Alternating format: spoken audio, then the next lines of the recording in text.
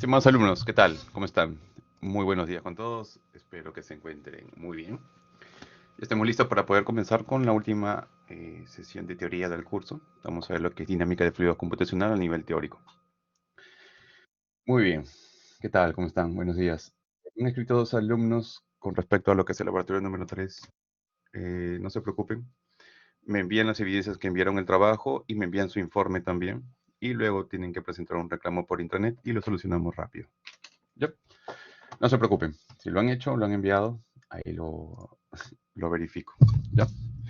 Muy bien, vamos a comenzar entonces. Hemos realizado en lo que son los laboratorios la teoría ya de CF, no, la práctica, pero en sí la teoría la vamos a reforzar en esta última clase. Entonces vamos a ver qué ecuaciones desarrolla el programa. Básicamente son lo que es conservación de masa, momentum y energía. Aparte de estas tres, habría que agregar, vamos a escribir aquí en las anotaciones, lo que son las ecuaciones de cierre. Estas llamadas ecuaciones de cierre se refieren a los modelos turbulentos.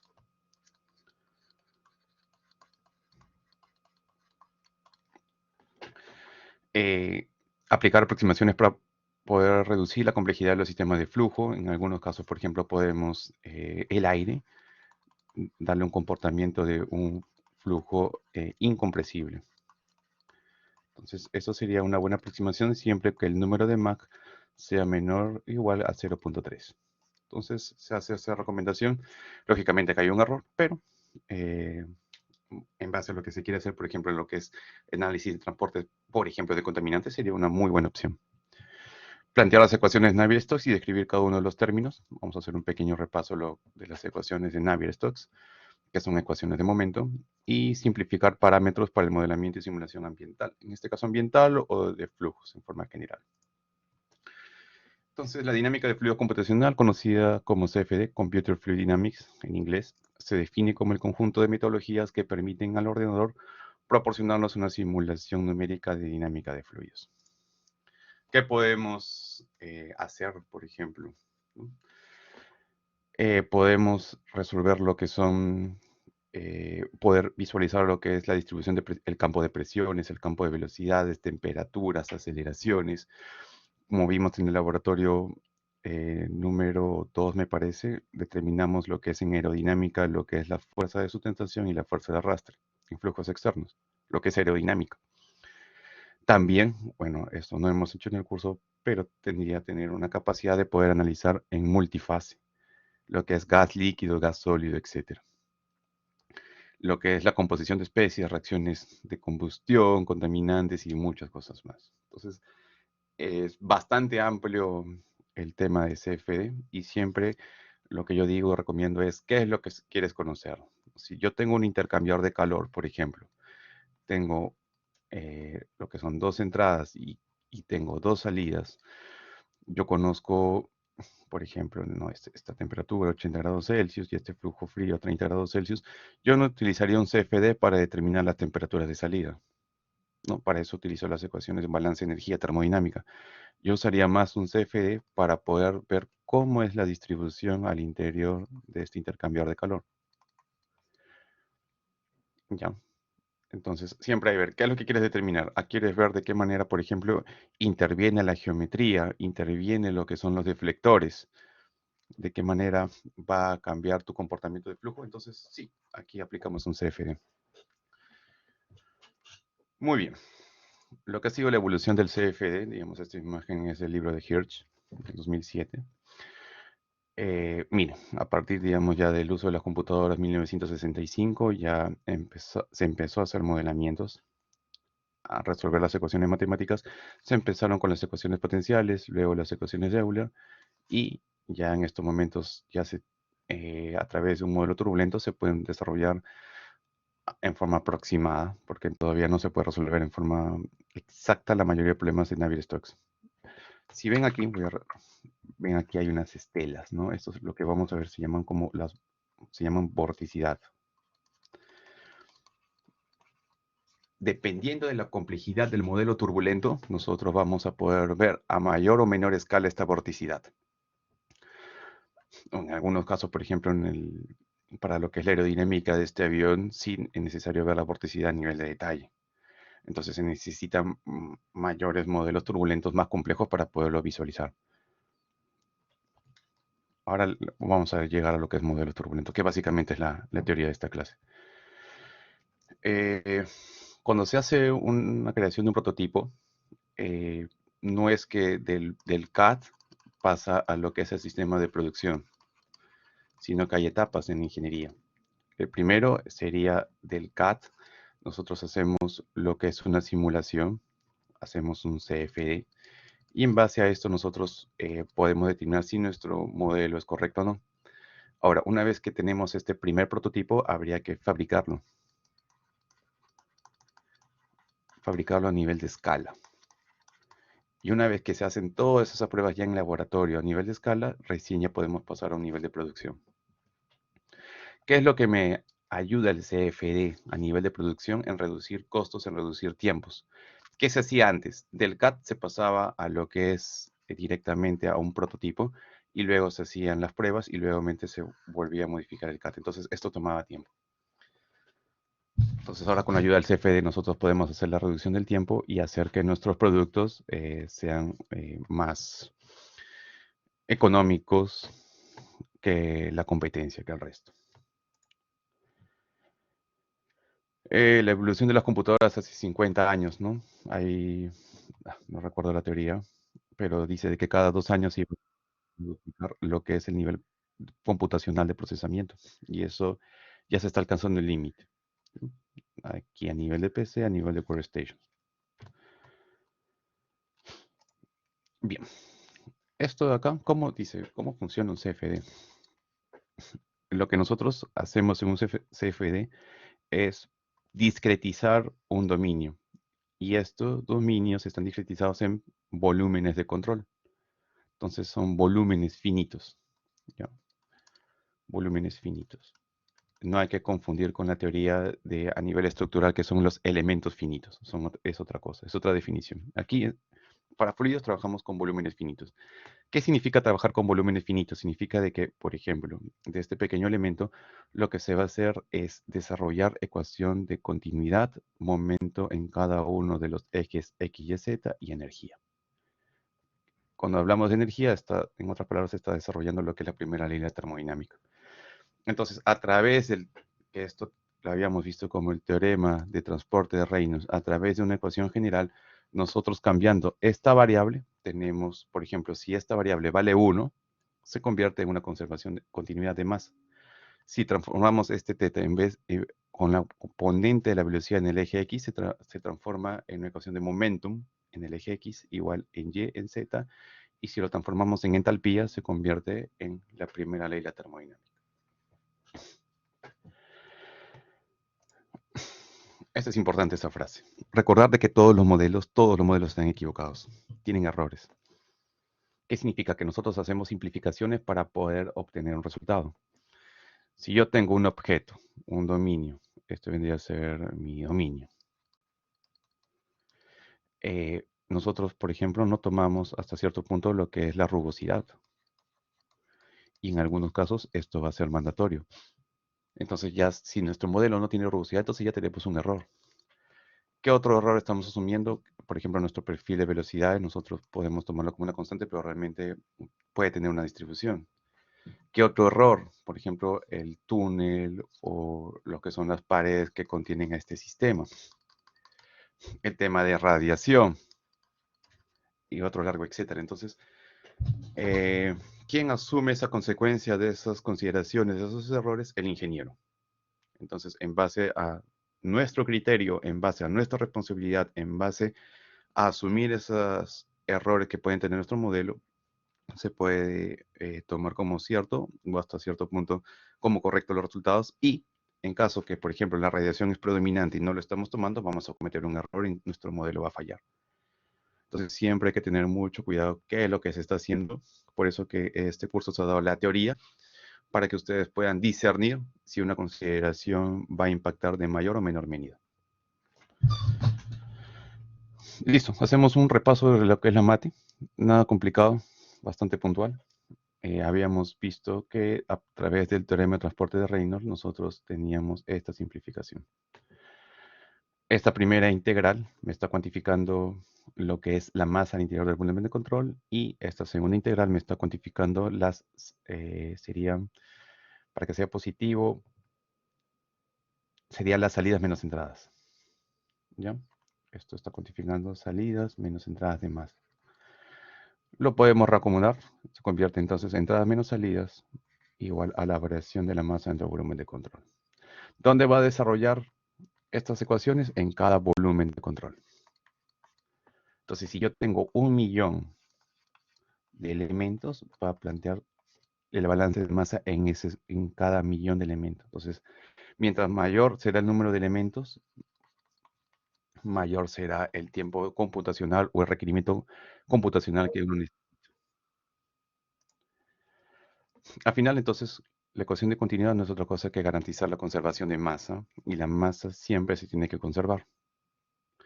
En base, entonces, a esta ecuación, plantea el teorema de divergencia, una integral triple, la transforma en una integral doble. Nada más, a través del teorema de Gauss, y al final obtenemos una ecuación diferencial parcial, donde relaciona la densidad y las componentes de la velocidad. Entonces, tiene que cumplirse esto de acá. Tiene. Si no se cumple esto de acá, el programa va a tener un problema y se dice que va a problema de divergencia. ¿Eso qué dice? ¿Qué error va a aparecer en el Fluent? Error de punto flotante. Significa de que la diferencia es tan alta, se está elevando a valores inaceptables y el programa va a botar un error. ¿Ya? Recuerden, entonces, cuando aparece un error de punto flotante, significa que hay un problema de divergencia, ya sea en cualquiera de las ecuaciones de masa, de energía, etc. Es por eso, aquí hago la corrección, voy a borrar esto, que cuando nosotros colocamos, por ejemplo, solucionar el modelo, no sé si es que sí han visto esto de acá, aparece una gráfica, ¿no? Aquí es el número de iteraciones y aquí aparecen unas curvas, ¿recuerdan? Aparece una curva, por ejemplo, la de conservación de masa, lo que son los residuales. Ya, ese es el término correcto, estos son los residuales.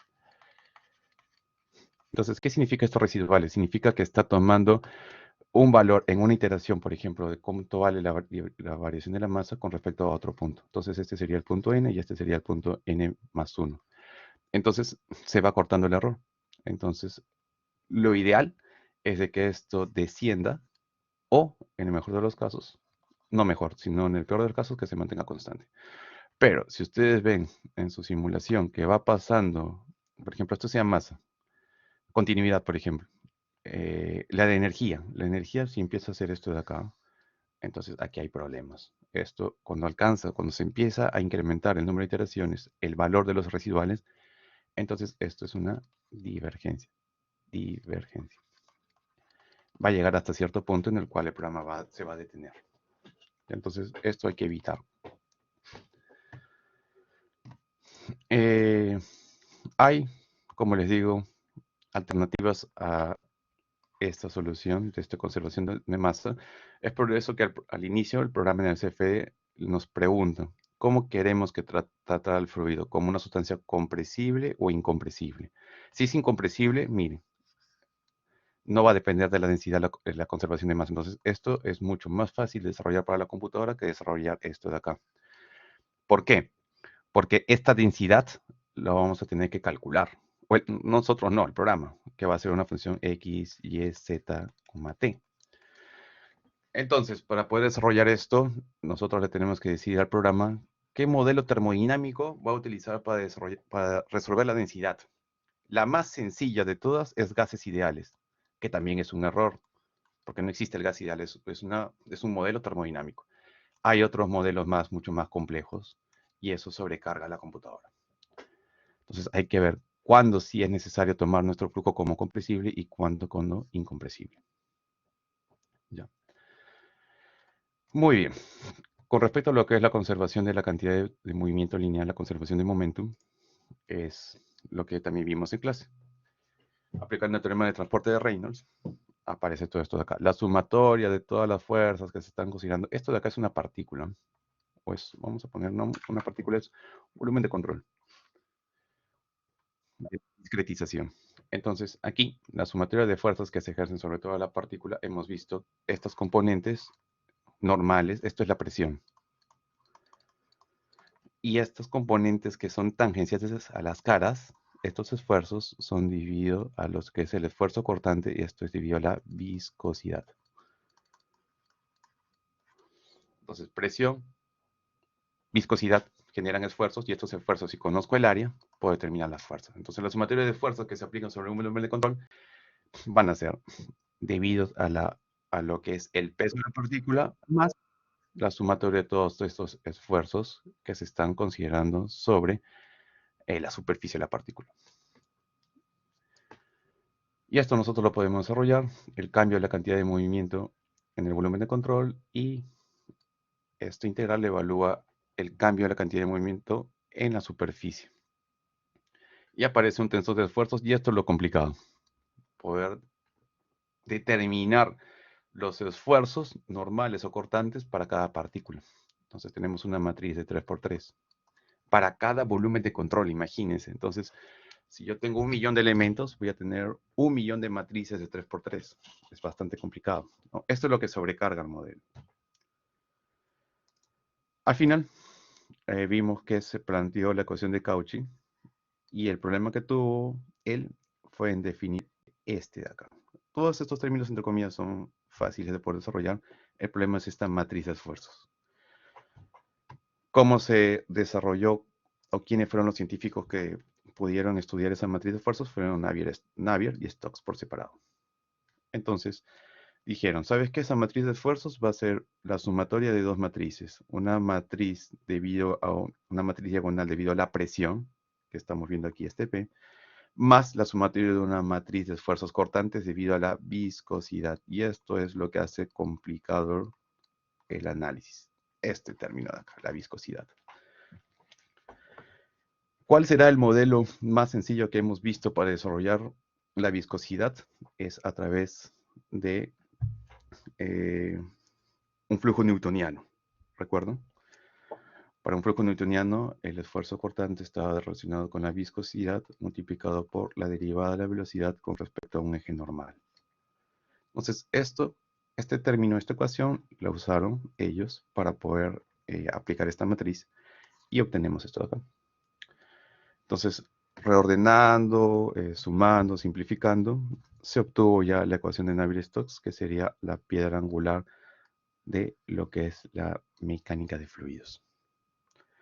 La densidad multiplicado por la derivada material de la velocidad con respecto al tiempo es igual al menos el gradiente de la presión más la densidad por gravedad, que sería el peso, más el componente de todo esto de acá, que sería la viscosidad absoluta por este laplaciano de la velocidad, que estaría relacionado a lo que son las fuerzas cortantes. Luego vimos, recuerdan también en una clase, este ejemplo de este T, cómo es la distribución de masas. Acá hay la masa de este filtrante se está dispersando por un efecto de difusión, ¿no? Hay velocidad, pero es muy lenta. Pero existe la velocidad. La velocidad aquí es distinta de cero. Las partículas se están moviendo.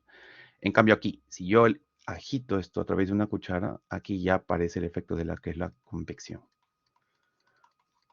Ya hay una velocidad externa, hay una velocidad angular que genera una velocidad tangencial y esto genera pues en pocos segundos ya un mezclado homogéneo.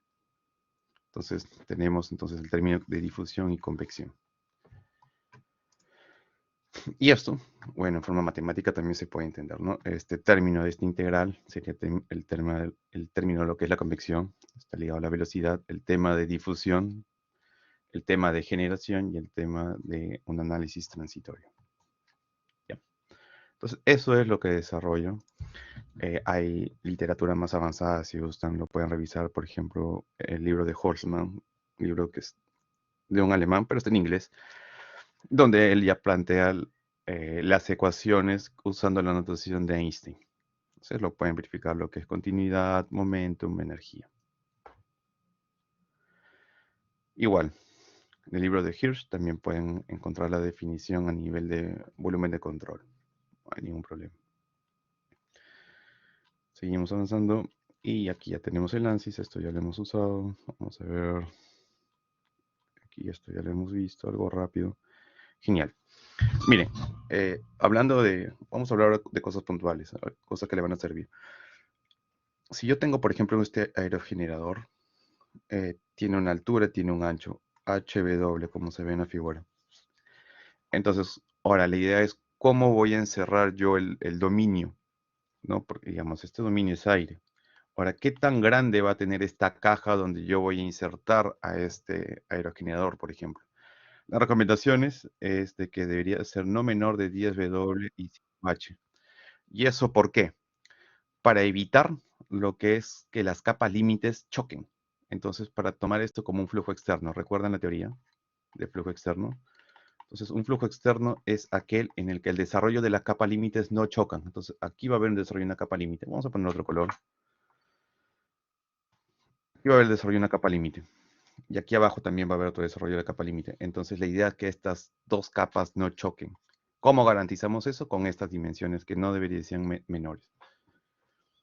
Entonces ahí ya tienen una alternativa de cómo puede desarrollar. Entonces no se le da cualquier dimensión a esta caja, sino que deberían de tener estas dimensiones. ¿Ya? ¿Qué más? A ver, veo que sea relevante. Esto acá. Y aquí están los libros. El de Hirsch es básico. Tenemos el de Versteg. Me parece que lo tienen en mi biblioteca. Y lo que es la teoría del ANSYS Fluent. Muy bien. Antes de pasar a la segunda presentación, no sé si tendrán alguna pregunta, consulta. Lo estoy haciendo a nivel aplicativo. No quiero denunciar con las fórmulas, pero sí que sepan qué desarrolla el CFD, qué hace y qué también no puede hacer. Tiene sus limitaciones también. ¿Preguntas hasta aquí? ¿Vamos bien? Genial. Vamos entonces ahora con la segunda parte. Y esta es la tercera, perdón. Esta es la segunda, tres. Sí, esta es la segunda. Muy bien, en esta imagen tenemos ya un carro de alta gama. Este es digamos, un Fórmula 1. Entonces vemos las líneas de corriente y la idea es de qué manera va a impactar la forma en la aerodinámica. Aquí ya podemos hablar sobre esto. Creo que también lo habíamos visto. Vamos a cambiar de color.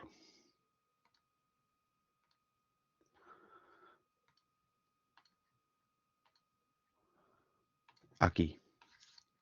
Esto es lo que sería el alerón. ¿Qué hemos visto en la teoría?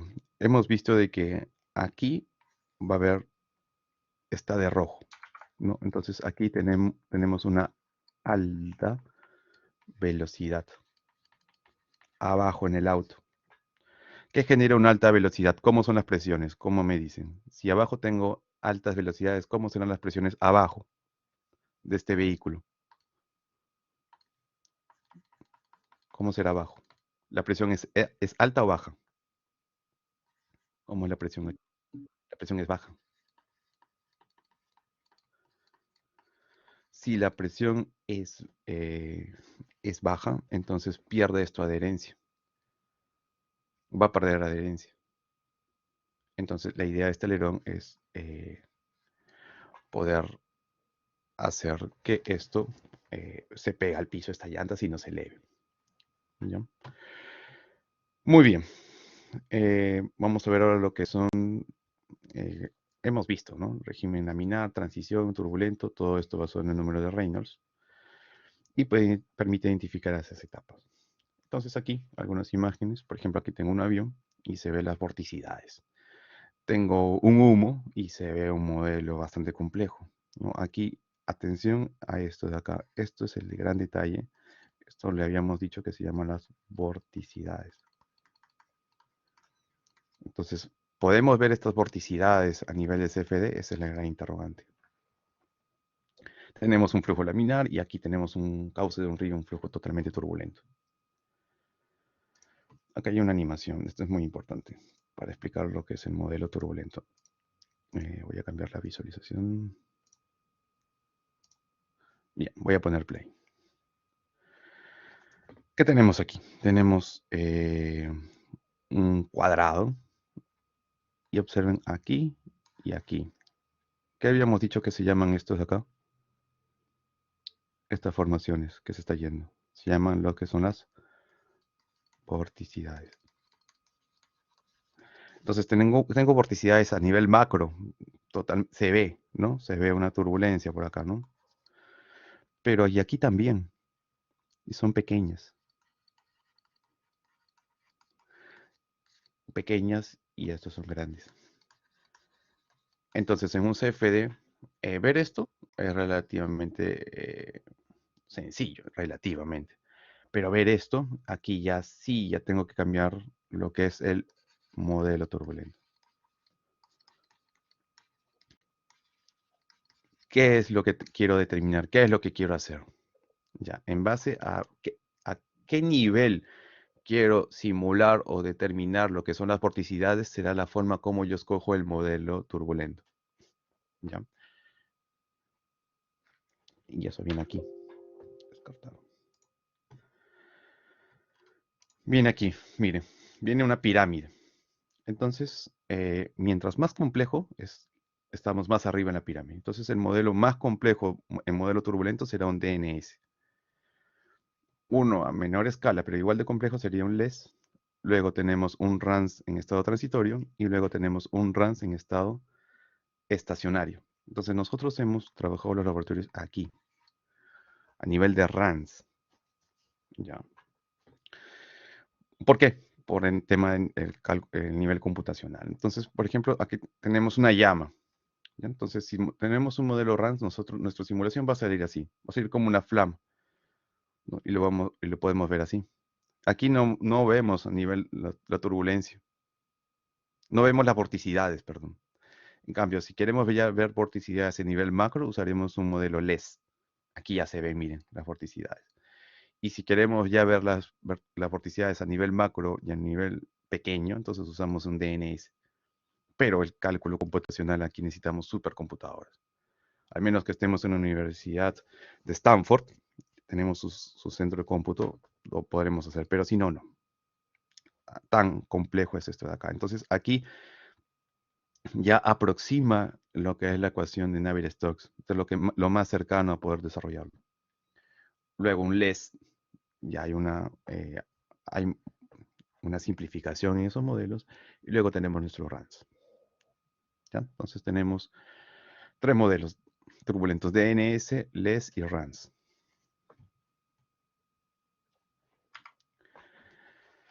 Entonces, un DNS resuelve la vorticidad de los eddies en inglés a nivel macro y a nivel micro.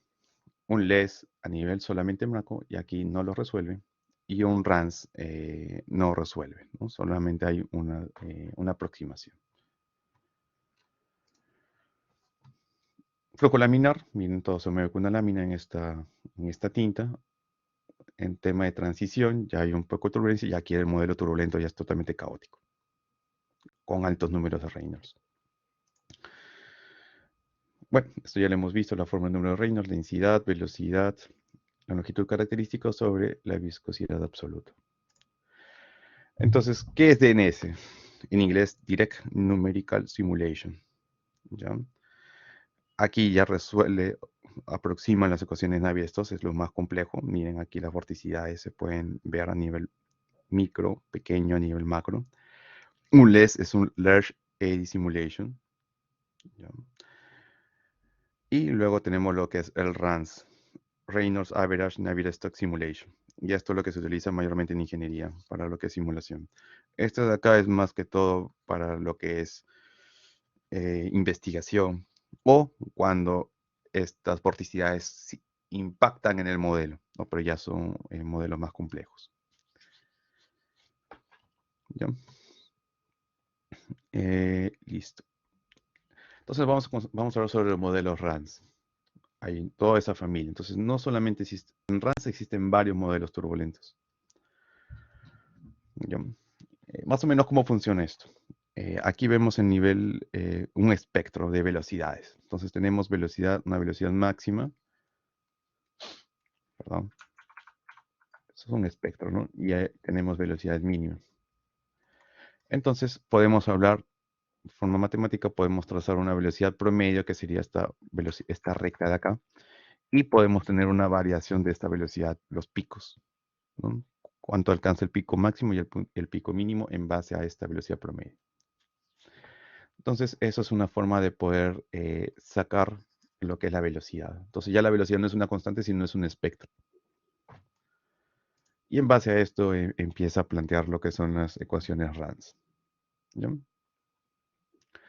Para momentum, para masa, esto igual está dentro de su guía. Y listo. Entonces, ¿cómo se entiende esto de acá? Cuando aparezca la velocidad con un sombrerito, esta es una velocidad promedio, y cuando aparezca velocidad con un apóstrofe, está hablando sobre los máximos y mínimos, sobre esa variación. Listo, esto de acá no. Bien, vamos a hablar sobre la capa límite.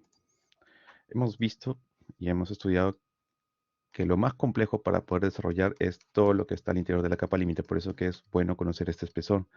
¿Por qué? Porque aquí predominan los esfuerzos viscosos. Al predominar los esfuerzos viscosos, esto hace complejo este análisis. Entonces, al ser complejo este análisis, si yo quiero hacer una discretización, de nada me sirve hacer todo fino, una malla fina. Lo que me conviene en forma estratégica es hacer fino esta zona de acá, para que pueda tomar la verdadera física que ocurre aquí. Aquí es donde es lo más complicado lo que es el tema de fluidos y el tema de transferencia de calor, porque ocurre acá, en esta vecindad.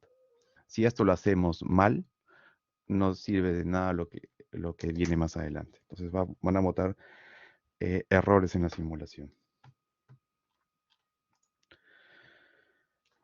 Una forma, por ejemplo, yo les he dicho en los laboratorios, ¿no? Utilicen una malla del tamaño de 50 milímetros de elemento. ¿Ya? Muchas veces han preguntado, ¿y ustedes, y por qué 50 milímetros? ¿No? ¿Por qué no 40, 30, 20 o 100? La verdad es que esto no se adivina, sino que se calcula, ¿no? ¿Cómo se calcula? A través de esta ecuación de acá, a través del I+. El I+ es un número dimensional. ¿Cómo calculamos? O hay intervalos que me recomiendan entre qué valores debería estar este I+ o este I+. Debería estar en función de la viscosidad cinemática y es la distancia de la superficie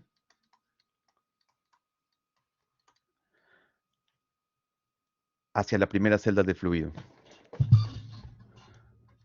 A la primera celda.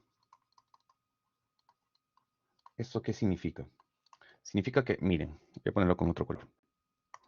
Esta es mi superficie, ¿ya? Una placa plana, lo más sencillo, superficie. Entonces, con esto nosotros podemos calcular cuánto es esta primera distancia.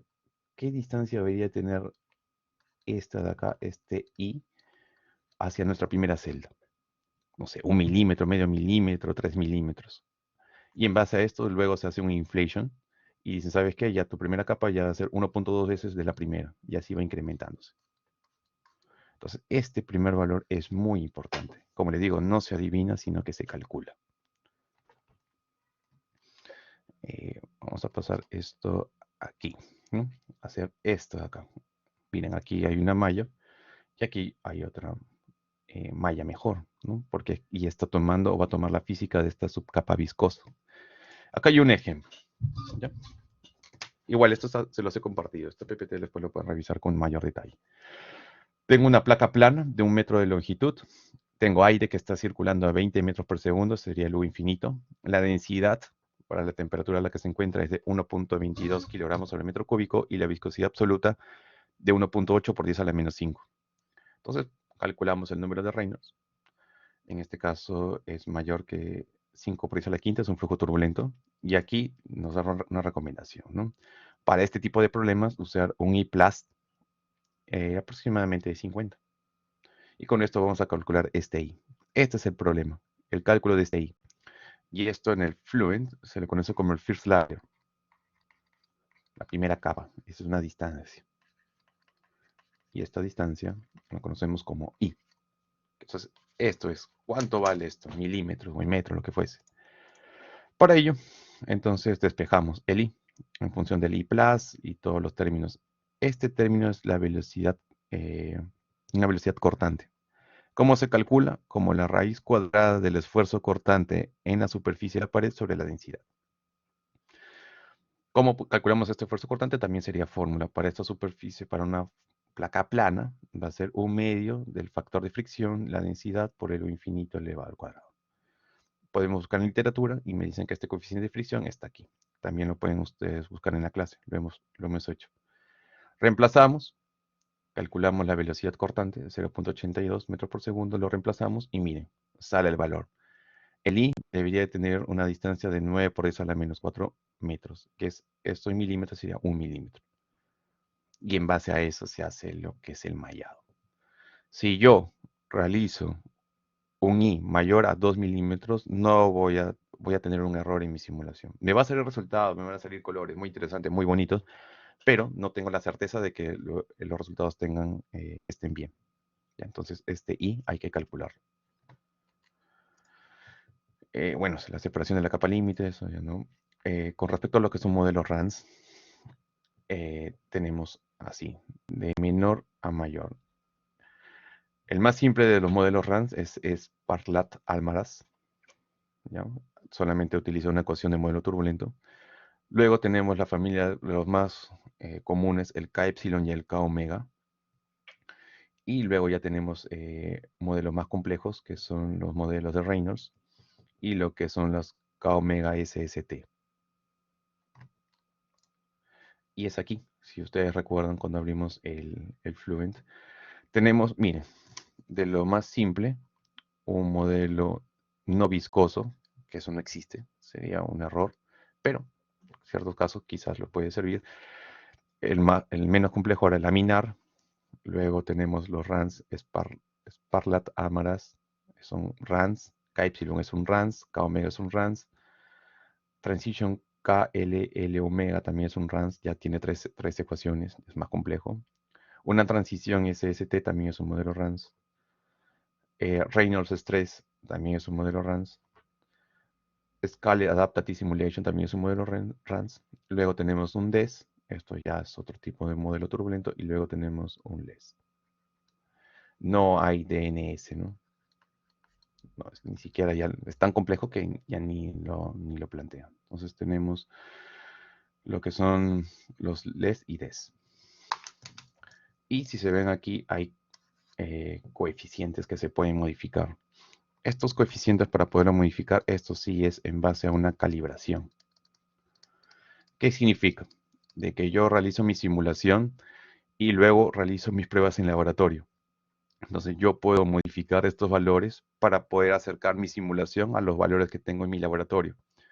Y con eso yo ya puedo tener un modelo más cercano a la realidad. Pero ya tocar esto ya es un tema más de maestría o doctorado. Y necesito tener ya lo que es un área de ingeniería para poder determinar lo que son las pruebas en laboratorio. Esto ya es más complejo. Entonces esto no lo toquemos, lo dejemos con los valores que nos ha recomendado el programa. Bueno, estos son modelos turbulentos, o lo que les había comentado. Aquí podemos ver, ¿no? Un flujo, un estándar K epsilon, ¿no? Cómo se puede ver la simulación, cómo se va aproximando más hacia lo real, dependiendo qué es lo que uno busca. Vamos a ver aquí. Quiero mostrar esto de acá. ¿Cuánto usar un modelo K epsilon, por ejemplo, ¿no? Dice, predice con precisión la dispersión de jets sobre un perfil aerodinámico. Provee un mejor rendimiento en flujos relacionados con rotación, capas límites, o sea, para una turbomáquina, para análisis, por ejemplo, de una bomba, de una turbina que pasa al interior, sería bueno recomendarlo en un K epsilon. Capa límite, gradiente de presión alto, separación de flujo, presión alta. Entonces, para una bomba, para una turbina, sería muy buen modelo, el K epsilon. ¿Cuándo usar un K omega? Dice, es mucho mejor rendimiento que los modelos K epsilon para flujos con capa límite. Predice la capa de separación, o sea, cuando ya se está creando una separación entre la superficie. Flujo con altos gradientes de presión, mucho mejor que los modelos K epsilon. Él dice, el modelo es muy sensible al valor de la velocidad de disipación de energía fuera de la capa límite. Entonces, ya esto es recomendación del ANSYS. Cuando queremos ver nuestra simulación, predecir lo más cercano hacia la pared, usamos un modelo K omega. Cuando no tanto nos preocupa no nos preocupa tanto lo que ocurre cercano a la superficie, sino lo más alejado, tenemos un modelo K epsilon.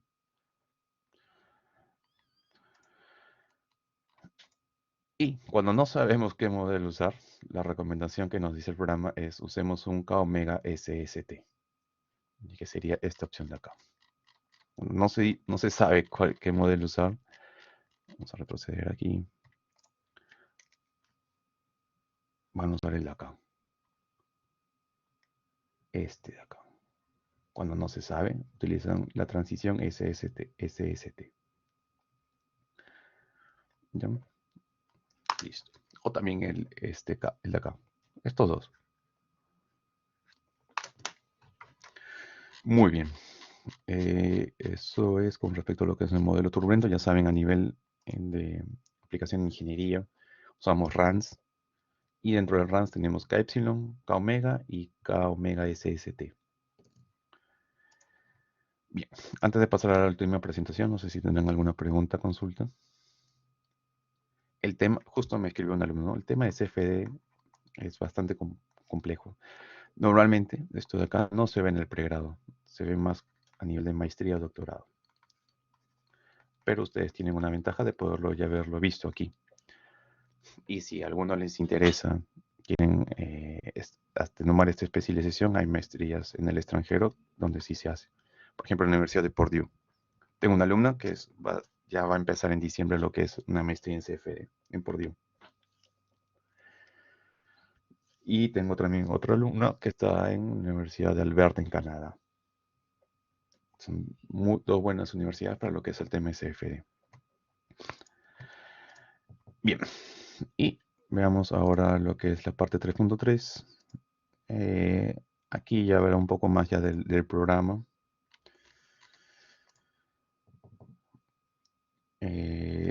Recuerden, cuando hacemos una inicialización sobre el programa, lo que le estamos dando es valores para que empiece a hacer la iteración. Entonces, muchas veces el dolor de cabeza en usar un CFD es la convergencia.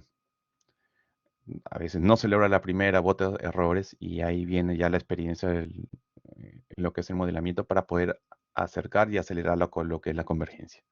¿Cómo se logra eso? Practicando. No hay otra cosa más.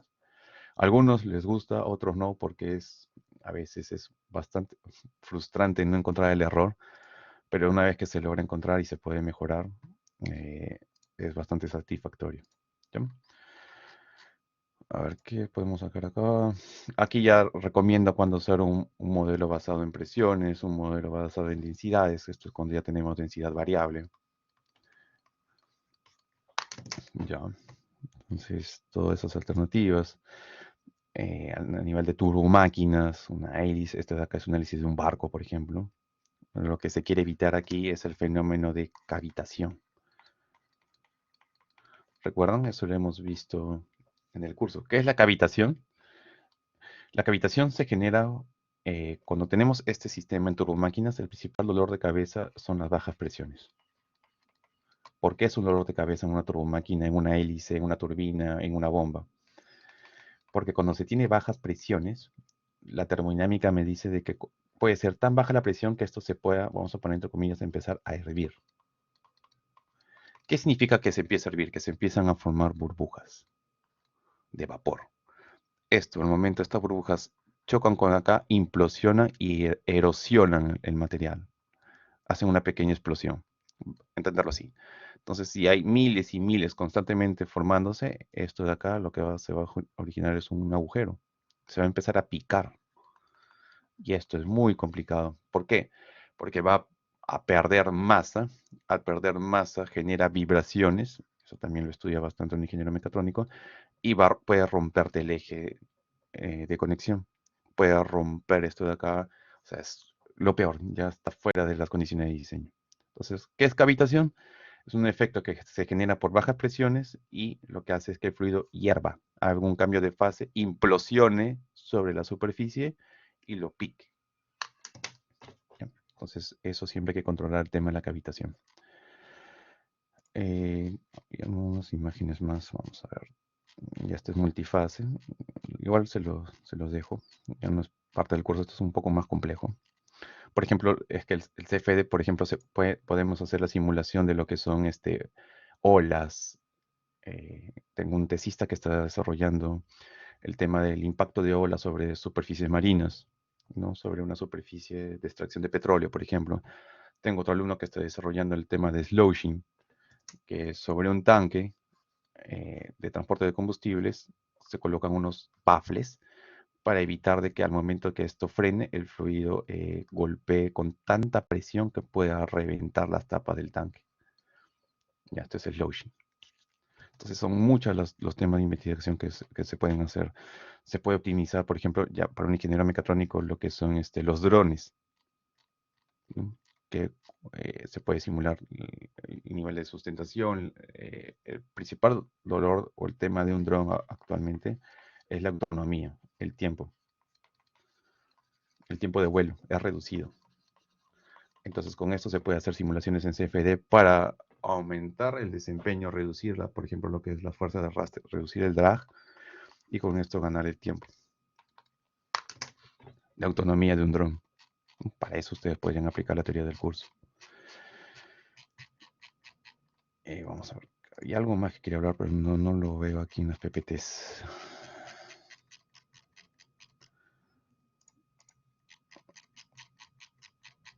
¿Dónde está? Denme un segundo. Está en otro PPT. Este es importante. Un segundo y lo encuentro. Con esto ya vamos a terminar la teoría. Se lo prometo, ya no los voy a torturar más. Pero sí es bueno que vean esto de acá. ANSYS. Vamos a hablar del meshing.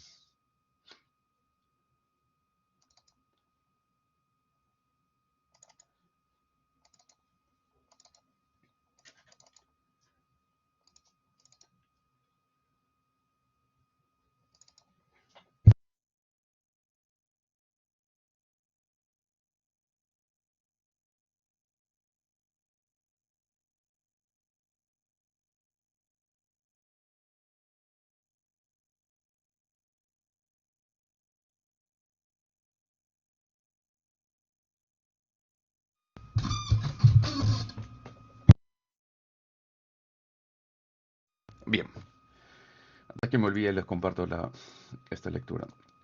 Compartir en el Dropbox. Se lo mando por el chat, para que lo puedan descargar. Es muy importante. A mí me ha tocado varias veces revisar trabajos de tesis y han hecho trabajo de CFD. Entonces, una de las principales preguntas o interrogantes que tengo es, ¿cómo has garantizado que tu malla esté buena? ¿No? Como hemos visto, no te garantiza tener una malla muy pequeña, te garantiza que sea buena, por el tema de la geometría, por ejemplo, ¿no?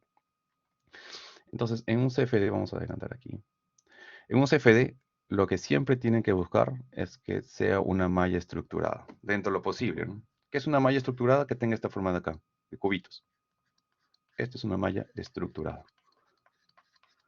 ¿Por qué deberían de buscar una malla estructurada? Porque de esta forma ustedes garantizan una rápida convergencia y una alta estabilidad. Y estabilidad, convergencia y nivel de precisión.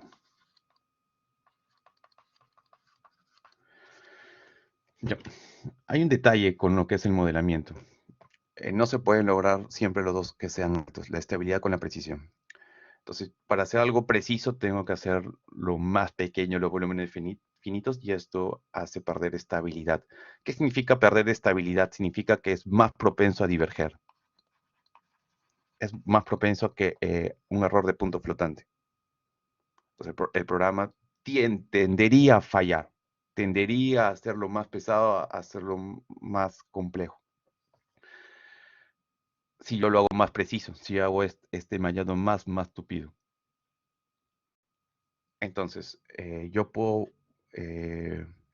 ganar estabilidad siendo una malla más gruesa, pero pierdo precisión. Entonces, siempre hay que encontrar un equilibrio entre la precisión y la estabilidad del modelo.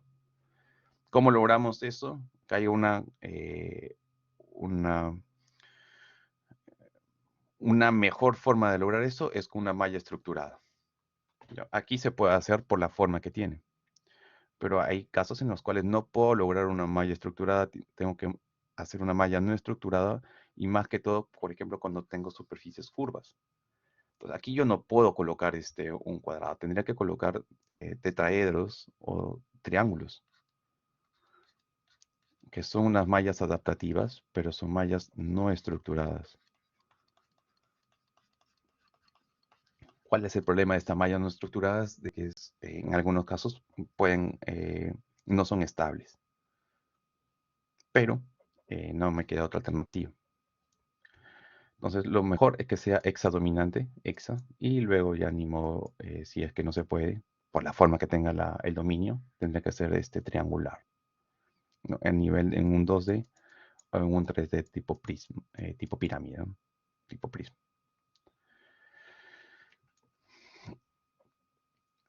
Creo que yo no he visto, creo que le han quitado de la versión estudiante, lo pueden verificar, lo que es el Mesh Metric, en lo que es estadística, ver lo que es la calidad de malla. Entonces, las calidades de malla, y esto es lo que les había comentado, la pregunta que yo siempre hago a un estudiante que realiza un CFD es que me dé estas dos, el skewness y la calidad ortogonal. Y en base a esto nosotros podemos ver, estos dos parámetros son muy importantes para el tema de la calidad de malla, que no les he pedido, pero sería bueno que lo conozcan. ¿Qué significa la calidad de malla? El programa lo calcula de la siguiente manera, ¿no? Es qué tanto es la desviación de los centros de los triángulos o de los prismas con respecto a lo que es la normal. Estos verdes son normales a las caras. ¿Qué tanto es esta desviación de entre centros con la normal? Si fuese esto, por ejemplo, cuadrados o rectángulos, esto sería perfecto, ¿no?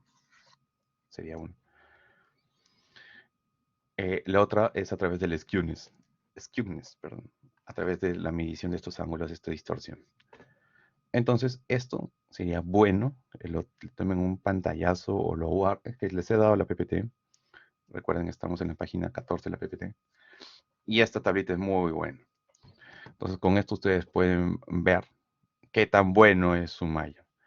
A nivel de skewness, mientras más bajo es el skewness, mejor. Tenemos de 0 a 0.25, es una malla excelente.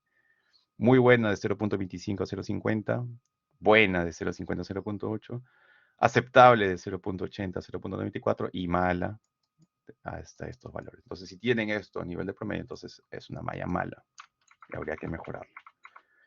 Hablando de la ortogonalidad, más bien es lo contrario, ¿no? Mientras, bueno, aquí también es bajo, ¿no? De 0 a 0.001 es inaceptable. No va. Mala, o sea, valores bajos en ortogonalidad es muy malo. Tiene que estar cercano a 1. Entonces, esto, si alguno de ustedes hace una tesis con CFD, esto deberían incluirlo en su marco teórico, ya porque esto garantiza y le dan certeza de la malla que han realizado es correcta. Entonces ya no están adivinando, sino que estamos haciendo un cálculo con respecto a lo que es la calidad de malla. ¿Ya? Igual, entonces eso lo tienen presente. Y listo. Eso es con lo que vamos a terminar la teoría. No sé si tienen alguna pregunta, consulta. ¿Está claro entonces? Perfecto. Muy bien, voy a dejar de compartir.